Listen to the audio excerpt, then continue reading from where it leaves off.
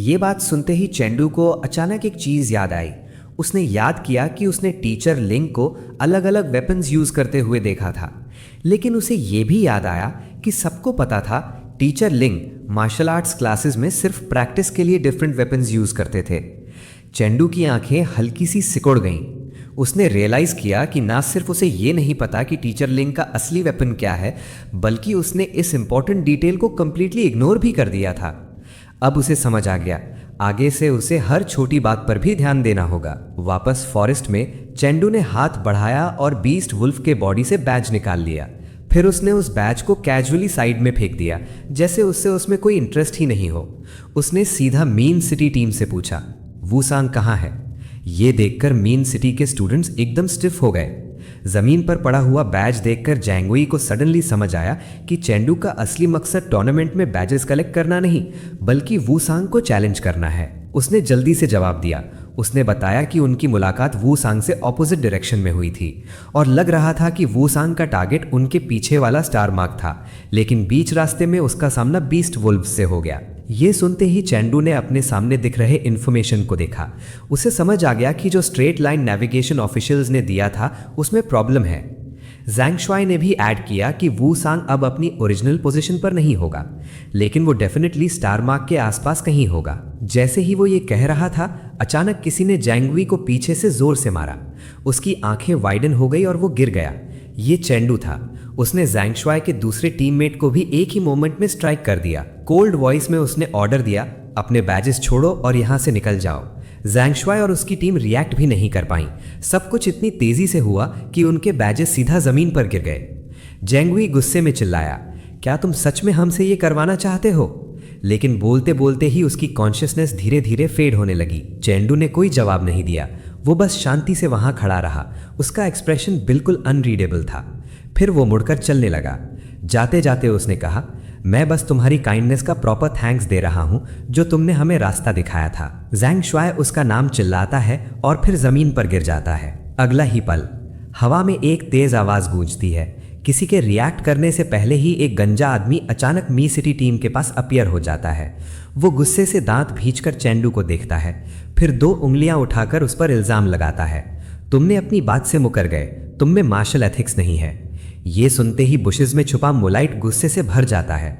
वो चिल्लाता है, तुम दूसरों को एथिक्स सिखा रहे हो? तुम लोगों ने ही ट्रैप लगाया था। चेंडू ने उस गंजे आदमी को पहचान लिया। वो मी सिटी टीम का लीडर था, लेकिन उसने अंदर ही अंदर सोचा, इससे डरने की कोई बात नहीं है।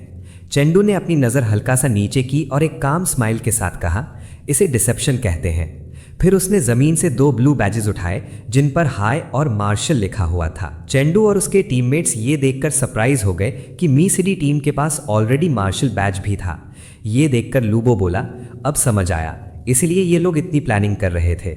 इस तरह उन्होंने कन्वीनियंटली दोनों बैजेस कलेक्ट कर लिए थे। मोलाइट ने चेंडू की तरफ देखा और पूछा, अब क्या तुम फिर भी वूसांग को चैलेंज करोगे? चेंडू ने सीधा जवाब दिया, नहीं। उसने कामली एक्सप्लेन किया कि उसकी स्टैमिना और मेंटल पावर काफ़ी ड्रेन हो चुकी है। वूसांग जैसे टियर 1 परफेक्ट एक्सपर्ट को तो छोड़ो, इस वक्त तो कोई टियर 1 89% वाला भी उसे टफ फाइट दे सकता है। लेकिन फिर उसने स्टेडी आइज के साथ आगे देखा और कहा, उसने उन लोगों से सिर्फ वूसांग की लोकेशन कंफर्म की थी ताकि वो परफेक्ट लेवल एक्सपर्ट से अवॉइड कर सके। उसने एक्सपेक्ट नहीं किया था कि उनकी किस्मत इतनी अच्छी होगी कि वो सीधा दोनों बैजेस कलेक्ट कर लेंगे। चेंडू ने मैप देखा जिसमें रूट्स मार्क थे। उसने कहा, अब सीधा मून मार्क की तरफ चलते हैं, बैजेस सबमिट करते हैं और फर्स्ट राउंड फिनिश करते हैं। उसने स्क्रीन पर रूट पॉइंट किया और सबको फॉलो करने को कहा। मैप देखकर मोलाइट ने थोड़ा फ्राउन किया और पूछा, हम इस डायरेक्शन में क्यों जा रहे हैं? लूबो ने भी अग्री किया, इससे तो हमें डिटोर लेना पड़ेगा। ये सुनते ही चेंडू ने एक्सप्लेन किया। उसे शुरू से ही कुछ अजीब लग रहा था। बैजेस कलेक्ट करने के रूल्स बहुत ज़्यादा ईजी लग रहे थे। ऑर्गेनाइजर्स ने कहा था कि सारे बैज लोकेशन सेफ हैं, लेकिन चेंडू को हमेशा लगता था कि ये एक ट्रैप है। उसने फर्दर बताया, वूसांग का टारगेट उनके पीछे वाला स्टार मार्क था, लेकिन वो बीच रास्ते में ही बीस्ट वुल्फ से टकरा गया। चेंडू ने आंखें सिकोड़ कर पूछा, तुम्हें ये मिडवे वर्ड थोड़ा अजीब नहीं लगा? ये सुनते ही लूबो सरप्राइज हो गया। मोलाइट ने तुरंत समझ लिया और बोला, मतलब डेंजर डेस्टिनेशन पर नहीं बल्कि जर्नी में है। चेंडू ने सिर हिलाकर कंफर्म किया। उसने कहा कि पूरा forest wolf woods intentionally design किया गया है। अगर कोई वुल्फ डेंस अवॉइड करना चाहता है तो सेफेस्ट रूट वो होगा जहां दो स्टार मार्क्स एक दूसरे के करीब हो, लेकिन ऐसा करने से एक नया रिस्क क्रिएट होता है। दूसरी टीम से टकराने के चांसेस बहुत ज़्यादा बढ़ जाते हैं। चेंडू ने कंक्लूड किया, ये कोई सिंपल टेस्ट नहीं है, ये एक केयरफुली डिजाइंड कंपटीशन है जहां हर डिसीजन का प्राइस देना पड़ता है। चेंडू ने कामली समझाया कि जिन टीम्स के पास स्ट्रेंथ नहीं है, अगर उनके पास हेवन डिफाइंग लक ना हो तो वो 2 बैजेस मिलने के बाद भी मून मार्क तक कभी नहीं पहुंच पाएंगे। उसने फर्म वॉइस में कहा, जब तक हम पूरी असेसमेंट पास नहीं कर लेते तब तक रिलैक्स नहीं कर सकते। ये सुन के मोर्टाई और लूबो ने डिटर्मिनेशन के साथ सिर हिलाया, समझ गए। जब वो लोग बात कर ही रहे थे, अचानक एक आवाज़ सुनाई दी, जैसे किसी ने जोर से कदम रखा हो। पेड़ों के पत्ते हिलने लगे और बुशेस के अंदर से एक हाथ बाहर आया। चेंडू तुरंत एक स्टेप पीछे हट गया। अगला ही पल एक ब्लॉन्ड लड़का बुशेस से बाहर आया। उसे देखते ही चेंडू की आंखें वाइडन हो गईं। उसके माथे पर पसीने की एक बूंद बहने लगी। वो धीरे से अपने दांतों के बीच से बोला, डैम, ये तो बैड लक है। उनके सामने खड़ा था वो लड़का जिसके पीठ पर एक बड़ा वुडन बॉक्स बंधा हुआ था। चेंडू ने दांत भींचते हुए कहा, हाई सिटी टीम। उसे पता था इस टीम में 1 या 2 टियर 1 परफेक्ट एक्सपर्ट्स हैं। चेंडू के अंदर फ्रस्ट्रेशन बढ़ गया। वो सोच रहा था बस फिनिश लाइन के इतने पास थे। उसका एक्सप्रेशन टेंस हो गया। उसने सामने देखते हुए सिचुएशन को एनालाइज किया। अब यह सिचुएशन बहुत डेंजरस हो चुकी थी। ब्लॉन्ड लड़के ने आंखें थोड़ी सी सिकोड़ी। उसने तुरंत नोटिस किया कि चेंडू भी टियर 1 परफेक्ट है। उसका एक्सप्रेशन काम रहा, लेकिन उसकी नज़र शार्प हो गई। चेंडू और उसके टीममेट्स ने तुरंत प्रेशर फील किया। चेंडू ने रियलाइज़ किया, सिर्फ स्ट्रॉन्ग स्वॉर्ड इंटेंट ही नहीं, ये बंदा उसकी स्ट्रेंथ को भी क्लियरली सेंस कर सकता है। तब उसे समझ आ गया, यही है टियर 1 परफेक्ट एक्सपर्ट कू जोंग टिएन।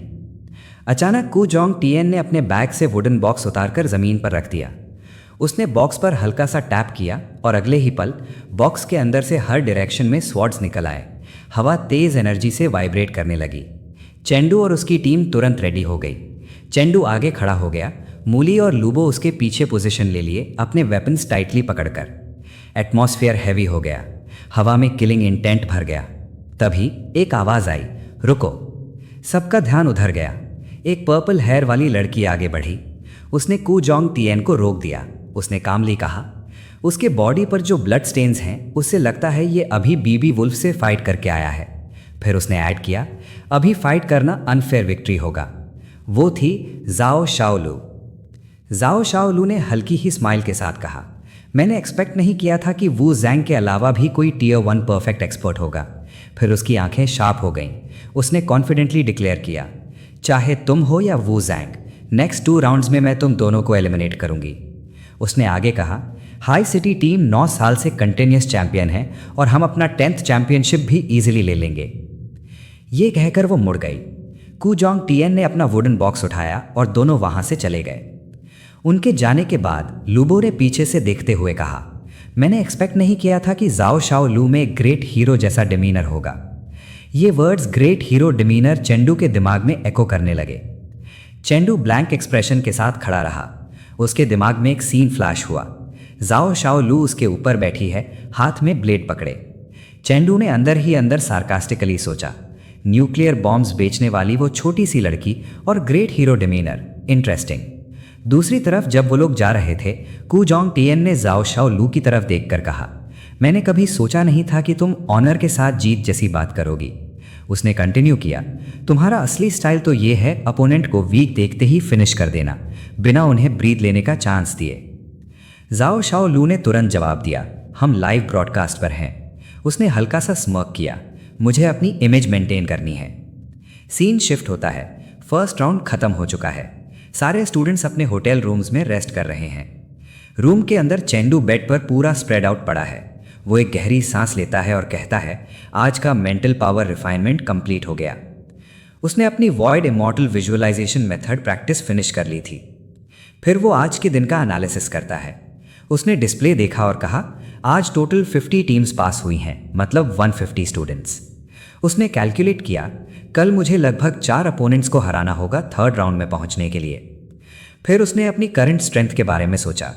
उसकी मेंटल पावर लेवल 9 पर है।